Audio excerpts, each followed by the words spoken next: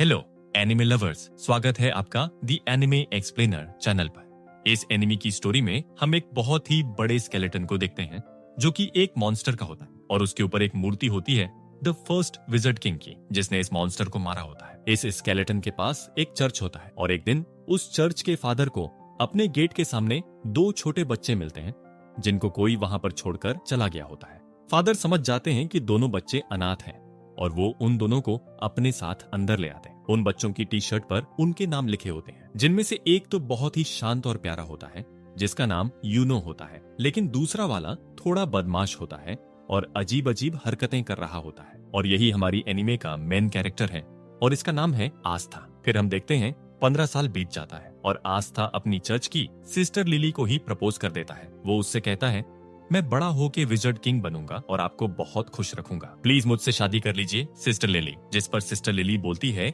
नहीं, मैंने कितनी बार तुमसे कहा है मैं तुमसे शादी नहीं कर सकती हूँ।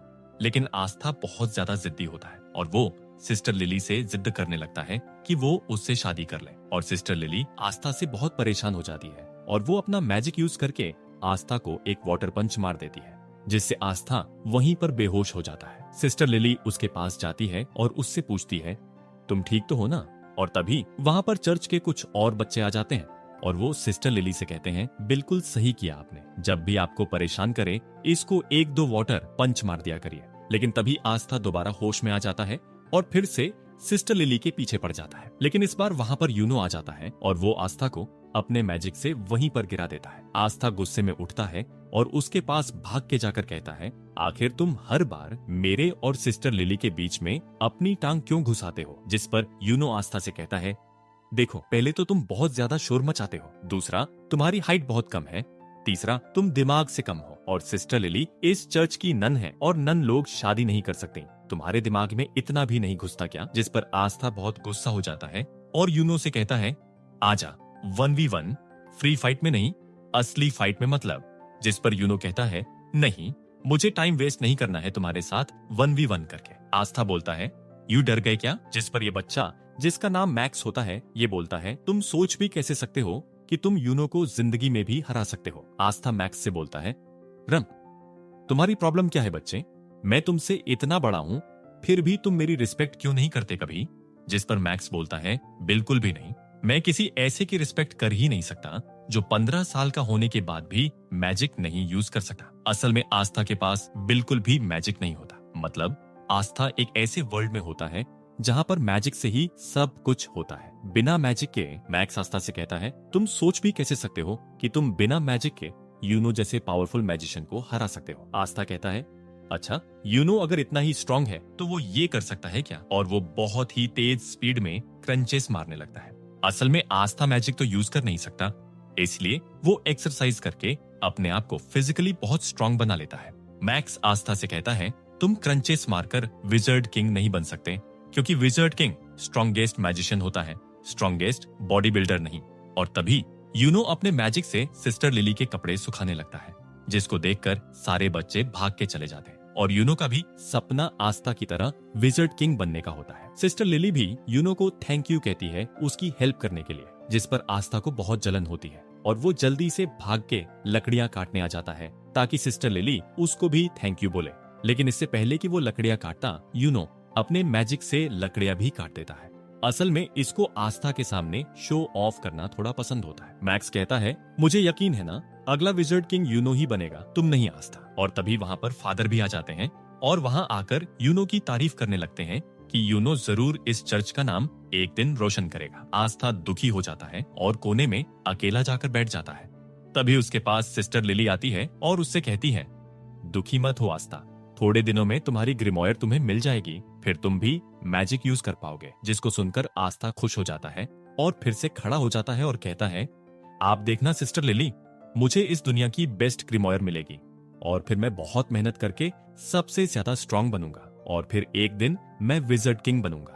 ग्रिमॉयर असल में एक मैजिकल बुक होती है जिसमें 3 लीफ बनी होती हैं, जो सबको 15 साल की एज पर मिलती है और उसको पाने के बाद लोगों का मैजिक बहुत ज्यादा बढ़ जाता है और वो मैजिकल अटैक्स भी यूज कर सकते हैं। आस्था यूनो से कहता है कि जब मुझे मेरी ग्रिमॉयर मिलेगी तब हम दोनों बचपन की तरह साथ में प्रैक्टिस करेंगे और साथ में बहुत स्ट्रांग बनेंगे। लेकिन यूनो उसे इग्नोर करके वहां से चला जाता है, मानो वो आस्था को अपने टक्कर का मानता ही नहीं है। जिस पर आस्था भी बहुत दुखी हो जाता है और वो भी वहां से चला जाता है। सिस्टर लिली यूनो के पास आती है और उसे कहती है, तुम्हें आस्था के साथ ऐसा नहीं करना चाहिए था। जिस पर यूनो कहता है, आस्था मेरे रहते कभी भी विजर्ड किंग नहीं बन सकता। सिस्टर लिली को लगता है कि आस्था क्योंकि बहुत दुखी होकर गया है तो वो शायद कहीं पर चुपचाप जाकर रो रहा होगा, लेकिन हमारा आस्था रोता नहीं है। वो यहाँ पर ट्रेनिंग कर रहा होता है और ज्यादा स्ट्रांग होने के लिए और अपने विजर्ड किंग बनने के सपने को सच करने के लिए। थोड़े दिनों बाद आस्था, यूनो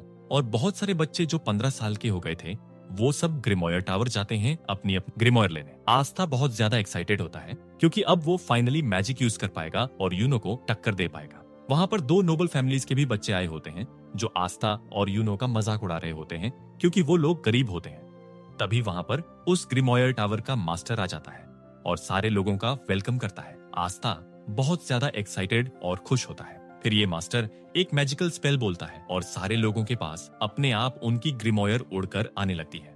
सारे लोग अपनी अपनी ग्रिमॉयर पाकर बहुत खुश होते हैं, लेकिन आस्था के पास कोई भी ग्रिमॉयर नहीं आती। आस्था बोलता है, मेरी ग्रिमॉयर लेट हो गई क्या? मेरी ग्रिमॉयर कहाँ है? जिस पर सारे के सारे लोग उस पर हंसने लगते हैं और उसका मजाक बनाने लगते हैं। लेकिन तभी यूनो के पास उसकी ग्रिमॉयर आ जाती है, जो कि होती है एक 4 लीफ ग्रिमॉयर, जो कि बहुत ही ज्यादा रेयर होती है। और यही ग्रिमॉयर फर्स्ट विजर्ड किंग के पास होती है, जिसको देखकर सारे के सारे लोग शॉक्ड रह जाते हैं कि आखिर यूनो, जो कि नोबल फैमिली का भी नहीं है, उसको 4 लीफ ग्रिमॉयर कैसे मिल गई। यूनो घूमता है और सबसे कहता है कि वो बनेगा अगला विजर्ड किंग और सारे के सारे लोग उसकी तारीफ करने लगते हैं। लेकिन तभी आस्था खड़ा होता है और यूनो से बोलता है, नहीं, तुम नहीं, मैं बनूंगा अगला विजर्ड किंग।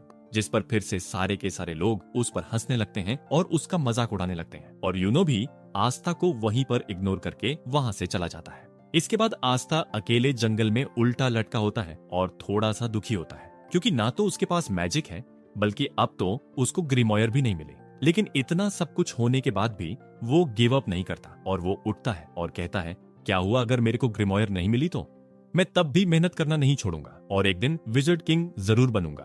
तुम बस वेट करना यूनो, मैं ही तुम्हारा राइवल हूँ और मैं ये तुम्हें प्रूव करके रहूंगा। लेकिन तभी उसे एक आवाज आती है। इधर हम देखते हैं ये दोनों जलन के मारे यूनो से लड़ने आ जाते हैं और उससे कहते हैं, आखिर तुम्हारे जैसे गरीब को 4 लीफ ग्रिमॉयर कैसे मिल सकती है और हम नोबल्स को नहीं? मैं जला दूंगा तुम्हारी इस ग्रिमॉयर को। और वो यूनो के ऊपर एक मैजिकल अटैक यूज कर देता है, लेकिन यूनो बिना अपनी ग्रिमॉयर का यूज किए ही अपने आप को डिफेंड कर लेता है, जिसको देखकर ये दोनों शॉक्ड रह जाते हैं कि आखिर यूनो इतना स्ट्रांग कैसे है। लेकिन तभी अचानक से कुछ चेन्स आके उन दोनों को पकड़ लेती हैं और तभी वहां पर एक आदमी आता है जो बोलता है, तुम लोग पागल हो क्या जो इतनी रेयर चीज को जलाना चाहते हो? यूनो पूछता है, कौन हो तुम? जिस पर यह बताता है, मेरा नाम है स्नेक और मुझे वो चीज चाहिए जो तुम्हारे पास है। और तभी वो अपने मैजिक से यूनो को भी पकड़ लेता है और उसकी 4 लीफ ग्रिमॉयर को भी उससे छीन लेता है। यूनो बोलता है, स्नेक, मैंने तुम्हारा नाम सुना है, तुम एक बहुत ही स्ट्रांग और फेमस चोर हो, लेकिन तुम्हें ये तो पता ही होगा कि एक ग्रिमॉयर को केवल उसका ओरिजिनल ऑनर ही यूज कर सकता है। जिस पर स्नेक कहता है, हाँ, मेरे को पता है कि तुम्हारी ग्रिमॉयर को तुम्हारे बिना कोई यूज नहीं कर सकता, लेकिन ब्लैक मार्केट में इस 4 लीफ ग्रिमॉयर के मेरे को बहुत पैसे मिलेंगे और इसीलिए मैं तुम्हारी ग्रिमॉयर चुरा रहा हूँ। और माफ करना, तुम्हारा विजर्ड किंग बनने का सपना यहीं पर खत्म होता है। और तभी वहाँ पर हमारा आस्था आ जाता है और आते ही गिर के अपनी बेइज्जती करा लेता है। लेकिन फिर भी वो खड़ा होता है और बोलता है, क्या हो रहा है यहाँ और तुम्हारे पास 2-2 ग्रिमॉयर कैसे हैं? यूनो बोलता है, उनमें से एक मेरी है और यहाँ से जल्दी से भाग जाओ, ये बहुत स्ट्रांग है। तब आस्था सारा का सारा खेल समझ जाता है और वो स्नेक से कहता है, चुपचाप यूनो की ग्रिमॉयर वापस कर दो। जिस पर स्नेक उससे कहता है, तुम तो वही लूजर हो ना जिसको एक भी ग्रिमॉयर नहीं मिली। और ये कहकर वो उस पर हंसने लगता है। आस्था कहता है, हाँ, मैं वही हूँ जिसको कोई ग्रिमॉयर नहीं मिली, लेकिन मैं वो भी हूँ जो एक दिन विजर्ड किंग बनेगा। और ये कह के आस्था स्नेक की तरफ भागता है। यूनो कहता है, नहीं, उससे मत लड़ना आस्था। स्नेक अपने मैजिक से आस्था पर अटैक करता है, लेकिन आस्था उसके अटैक को डॉज करके उसके पीछे आ जाता है और वो बस उसको एक पंच मारने वाला होता है। लेकिन तभी स्नेक की चेन्स उसको पकड़ लेती है और फिर स्नेक अपने मैजिक से आस्था को बहुत ज्यादा इंजर्ड कर देता है। आस्था मन में सोचता है कि ये तो बस एक चोर है, फिर ये इतना स्ट्रांग कैसे है? और अगर एक चोर इतना स्ट्रांग है तो फिर विजर्ड किंग कितना स्ट्रांग होगा। और फिर स्नेक उसको पीछे की दीवार पर पटक देता है और उसके पास जाकर बोलता है, अपनी आंखें खोलो बच्चे, तुम मुझे 100 जन्मों में भी नहीं हरा सकते। आस्था मन में सोचता है कि ये सही तो कह रहा है, मैं चाहे जितना भी अपनी बॉडी को ट्रेन करके स्ट्रांग बना लूं, लेकिन मैं इसको कभी नहीं हरा सकता। स्नेक आस्था के ऊपर हंसता है और बोलता है, अपनी चेन से मैं किसी के अंदर कितना मैजिक है ये नाप सकता हूँ, और तुम्हारे अंदर एक बूंद मैजिक भी नहीं है, और इसीलिए तुम्हारे पास कोई ग्रिमॉयर नहीं आई, क्योंकि ग्रिमॉयर मैजिक को बढ़ाती है और तुम्हारे पास तो मैजिक है ही नहीं। तुम विज़र्ड किंग तो क्या, तुम कोई नॉर्मल सी जॉब भी नहीं कर सकते। शर्म करो अपनी जिंदगी पर, तुम एक बहुत ही बड़े लूजर हो। जिसको सुनकर आस्था अंदर से टूट जाता है और वो सोचने लगता है कि ये एकदम सही तो कह रहा है, मेरे अंदर ना तो मैजिक है और ना ही मेरे पास अब एक ग्रिमॉयर है। फिर आखिर मैं कैसे विज़र्ड किंग बन सकता हूँ, जो कि पूरी दुनिया का सबसे स्ट्रॉन्गेस्ट मैजिशियन होता है और जिंदगी में पहली बार आस्था गिव अप करने वाला होता है। लेकिन तभी यूनो चिल्लाकर बोलता है, नहीं, मैं जानता हूँ आस्था विज़र्ड किंग नहीं बनेगा, क्योंकि अगला विज़र्ड किंग तो मैं ही बनूंगा। लेकिन आस्था कोई लूजर नहीं है, वो मेरा राइवल है और उसके अंदर भी एक मैजिकल पावर है और वो है कभी भी गिव अप ना करना। और इसको सुनते ही आस्था के अंदर मानो दोबारा से जान आ जाती है। वो स्नेक से कहता है, दूर हट मुझसे। स्नेक उससे दूर हट जाता है और आस्था के पास से एक अजीब सी एनर्जी आने लगती है। आस्था यूनो से कहता है, चिंता मत करो यूनो, मैं इस आदमी को तुम्हारी ग्रिमॉयर नहीं ले जाने दूंगा, चाहे उसके लिए मुझे मरना ही क्यों ना पड़े। और तभी आस्था के पास उसकी खुद की ग्रिमॉयर उड़कर आ जाती है, जो कि कोई नॉर्मल ग्रिमॉयर नहीं बल्कि एक 5 लीफ ग्रिमॉयर होती है, जो पूरी की पूरी दुनिया में सिर्फ एक ही है। मतलब यूनो से भी ज्यादा रेयर ग्रिमॉयर। दुनिया में 3 तरह की ग्रिमॉयर्स होती हैं। 3 लीफ ग्रिमॉयर जिसमें मैजिकल पावर्स होती हैं और ये बहुत कॉमन होती है। 4 लीफ ग्रिमॉयर जो कि बहुत रेयर होती है और इसमें मैजिकल पावर्स के साथ गुड लक भी होता है। और लास्ट में है 5 लीफ ग्रिमॉयर जो कि पूरी दुनिया में सिर्फ एक ही है और इसके अंदर एक डेमन होता है। और आस्था को फाइनली उसकी 5 लीफ ग्रिमॉयर मिल जाती है। यूनो आस्था को देखकर स्माइल करता है और बोलता है, मुझे पता था आस्था, तुम वो हो जो इम्पॉसिबल को भी पॉसिबल कर सकता है, जैसे तुमने बचपन में किया था। और फिर हम इन दोनों का बचपन देखते हैं कि कैसे यूनो स्टार्टिंग में बहुत ही क्रायर था और छोटी छोटी बात पर रोता रहता था, और आस्था स्टार्टिंग से ही उसकी मदद करता रहता था और एकदम उसके बड़े भाई की तरह उसको प्रोटेक्ट करता था। फिर एक दिन बचपन में सिस्टर लिली आस्था और यूनो को पहले विज़र्ड किंग की स्टोरी सुनाती है कि कैसे एक बार पूरी दुनिया पर एक बहुत ही बड़े और ताकतवर राक्षस ने हमला कर दिया था और हर जगह तबाही मचा दी थी। हर तरफ बस दुख ही दुख फैल गया था। लेकिन तभी अचानक से एक लड़का वहां आ जाता है और उन सबको बचा लेता है और उसके पास एक 4 लीफ ग्रिमॉयर होती है और उसकी और उस राक्षस की बहुत दिनों तक लड़ाई होती है। लेकिन आखिरी में वो लड़का उस राक्षस को हरा देता है और दोबारा से दुनिया में सुख और शांति ले आता है और वही बनता है फर्स्ट विज़र्ड किंग, पूरी दुनिया का सबसे स्ट्रॉन्गेस्ट मैजिशियन। और इसी स्टोरी को सुनने के बाद आस्था और यूनो डिसाइड करते हैं कि वो दोनों भी बड़े होकर विज़र्ड किंग बनेंगे। शाम को फादर आकर यूनो को एक लेटर देते हैं और उससे कहते हैं कि उस लेटर को विलेज के बाहर एक आदमी तक पहुंचाने के लिए। आस्था कहता है, लो मैं चला जाता हूँ, लेकिन यूनो उसे मना कर देता है और कहता है नहीं, वो अकेला जाएगा। यूनो अकेला उस आदमी के पास पहुंच जाता है और उसे वो लेटर दे देता है। काफी रात हो चुकी होती है और आस्था को यूनो की चिंता होने लगती है और फिर वापस लौटते वक्त यूनो को एक बड़ा सा आदमी घेर लेता है और वो उसका पेंडेंट उससे जबरदस्ती छीन लेता है। यूनो उससे कहता है, प्लीज मुझे वो वापस कर दो, वो मेरे पेरेंट्स की आखिरी निशानी है। जिस पर ये हंसता है और बोलता है, चुपचाप यहाँ से भाग जाओ बच्चे, वरना मुझे तुम्हें जान से मारना पड़ेगा। जिसको सुनकर यूनो डर जाता है और रोने लगता है और सोचता है कि अब वो कुछ नहीं कर सकता। लेकिन तभी वहाँ पर आस्था आ जाता है और उस आदमी को पकड़ लेता है। ये आदमी आस्था को मारकर दूर फेंक देता है, लेकिन आस्था फिर से जाकर उसको पकड़ लेता है और जोर जोर से चिल्ला रहा होता है। यूनो बस आस्था को देख रहा होता है और सोच रहा होता है कि आखिर जब आस्था जानता है कि वो इस आदमी को नहीं हरा सकता, फिर वो लड़ क्यों रहा है। इससे आस्था को ये आदमी बहुत ज्यादा इंजर्ड कर देता है, लेकिन फिर भी आस्था गिव अप नहीं करता और उसको पकड़े रहता है और जोर जोर से चिल्ला रहा होता है कि यूनो का पेंडेंट वापस कर। ये आदमी समझ जाता है कि ये बच्चा कोई नॉर्मल बच्चा नहीं है और वो उस पेंडेंट को वहीं पर छोड़कर चला जाता है और आस्था वहीं पर गिर जाता है। यूनो उसके पास आकर रोते हुए बोलता है, मुझे माफ करना, मेरी वजह से तुम्हें इतनी मार पड़ी। जिस पर आस्था उससे कहता है, तुम चिंता मत करो, मैं हमेशा तुम्हारे साथ रहूंगा और तुम्हें प्रोटेक्ट करूंगा और एक दिन मैं बनूंगा विज़र्ड किंग और तुम्हें और चर्च के सारे लोगों को खुश और सेफ रखूंगा। और इधर हम देखते हैं आस्था की ग्रिमोयर से एक अजीब सी तलवार निकलती है और स्नेक बोलता है, अचानक से तुम्हारे पास एक ग्रिमोयर कहां से आ गई, ये क्या हो रहा है? और वो आस्था के ऊपर दोबारा से अटैक कर देता है। लेकिन आस्था अपनी स्वॉर्ड यूज करता है और स्नेक की मैजिकल चेन्स गायब हो जाती है। स्नेक बोलता है, ये कैसे किया तुमने? आखिर हो कौन तुम?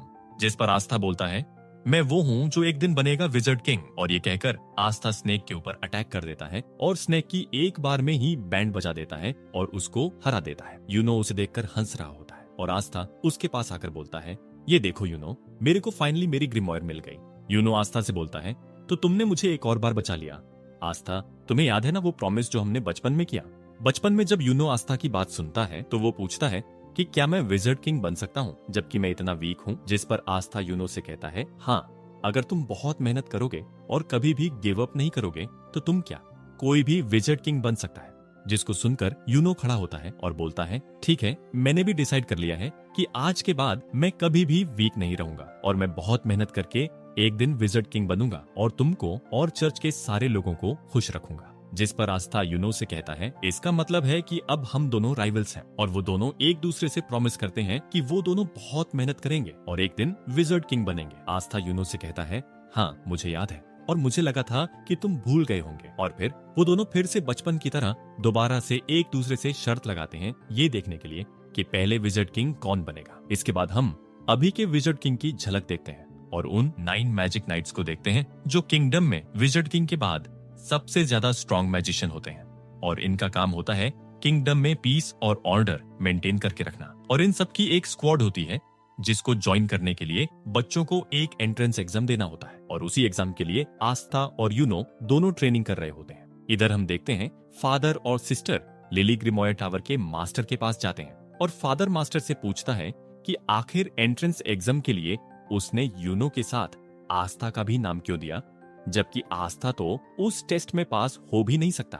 जिस पर मास्टर उससे कहता है कि आस्था ने मुझे उसकी ग्रिमोयर दिखाई थी और मुझसे बहुत रिक्वेस्ट किया था कि उसको एंट्रेंस एग्जाम में भेज दें, तो इसलिए मैंने भेज दिया।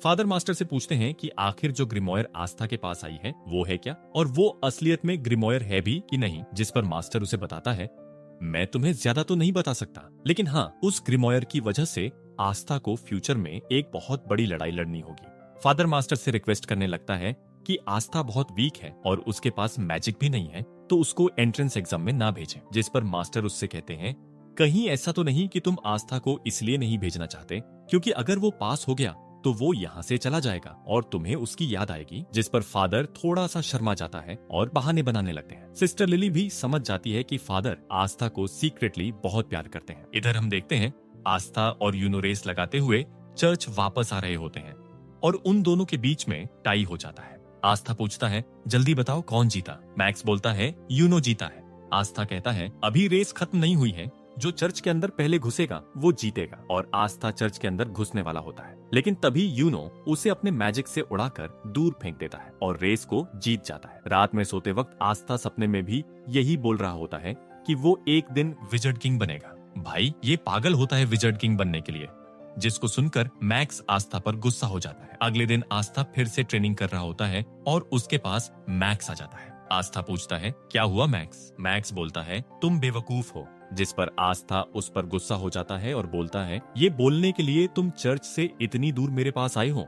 मैक्स उसे बोलता है, तुम्हारे पास तो मैजिक भी नहीं है, तुम सोच भी कैसे सकते हो कि तुम मैजिक नाइट एग्जाम में पास हो जाओगे? आस्था बोलता है, अब तो मेरे पास मेरी ग्रिमोयर है और अब तो मैं जरूर से मैजिक नाइट एग्जाम में पास होऊंगा और एक दिन विजर्ड। लेकिन तभी उसको मैक्स बीच में रोक देता है और कहता है, चुप रहो, जब देखो तब विजर्ड किंग विजर्ड किंग। तुम क्यों नहीं समझते कि हमारे जैसे गरीब और वीक लोगों के सपने पूरे नहीं होते? जिस पर आस्था उसके पास आता है और उससे चिल्लाकर बोलता है, जरूर होते हैं। अगर तुम सपनों को पूरी दिल से चाहो और उसके लिए पूरी जान लगाकर मेहनत करो तो तुम्हारा जो भी सपना हो वो जरूर पूरा होगा। और जिंदगी में पहली बार मैक्स को समझ में आता है कि आस्था इतना बड़ा भी लूजर नहीं है। रात में फादर बहुत अच्छा खाना बनवाते हैं क्योंकि कल आस्था और यूनो एंट्रेंस एग्जाम के लिए जाने वाले होते हैं। आस्था बहुत खुश होता है और फादर आस्था को अपने पास बुलाकर उससे कहते हैं, देखो आस्था, अगर तुम फेल हो जाओ तब भी ज्यादा दुखी मत होना, चुपचाप घर वापस आ जाना, हम लोग हमेशा तुम्हारे साथ हैं। और आस्था कहता है,